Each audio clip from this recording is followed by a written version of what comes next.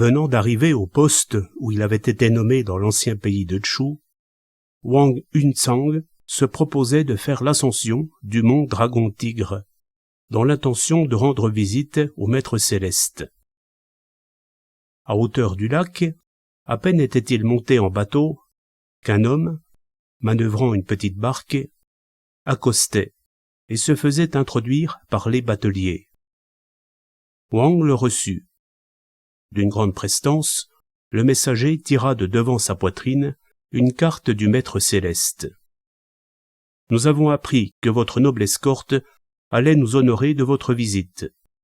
Je suis envoyé pour vous accueillir en arbalétrier avant-coureur. » Impressionné par cette prescience, Wang n'en fut que plus émerveillé de ses pouvoirs divins et s'y rendit avec un sentiment de sincère piété.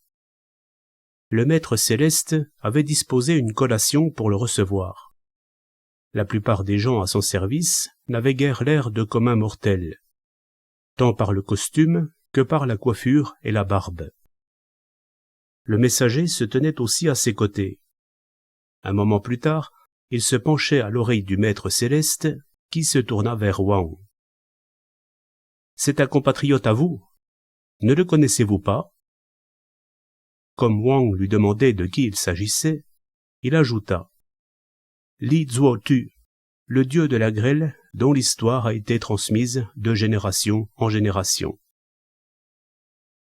Le visage de Wang changea de couleur, sous le choc de la surprise. « Je vous en parle parce qu'il a reçu l'ordre de dispenser pluie et grêle. Il est sur le point de prendre congé. »« Où ?» s'inquiéta Wang. « Du côté de Zhangqiu. » Comme ce territoire était limitrophe de son pays natal, Wang quitta Sanat pour supplier que ladite région fût épargnée.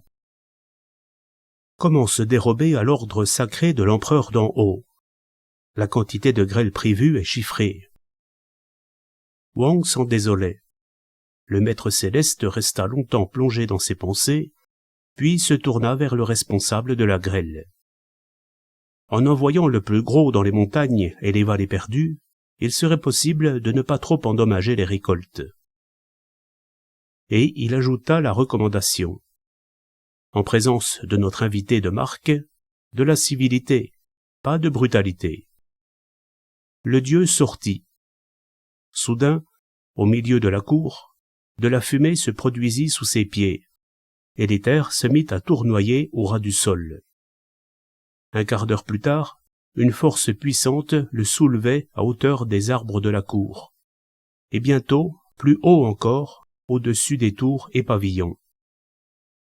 Enfin, dans un brutal coup de tonnerre qui fit trembler la salle et secoua la vaisselle, il s'envola vers le nord. « C'est donc son départ qui s'accompagne d'éclairs » s'écria Wang apeuré. « Je l'avais mis en garde, » précisa le Maître Céleste. « C'est pourquoi il a décollé en douceur. Sinon, le départ aurait provoqué un vacarme épouvantable. » Une fois rentré après avoir pris congé, Wang nota la date et l'heure avant de dépêcher des gens s'informer de la situation du côté de Zhangqiu. Une pluie violente accompagnée de grêle avait en effet éclaté ce jour-là. Rares étaient les plants atteints par les grêlons, qui remplissaient rigoles et canaux.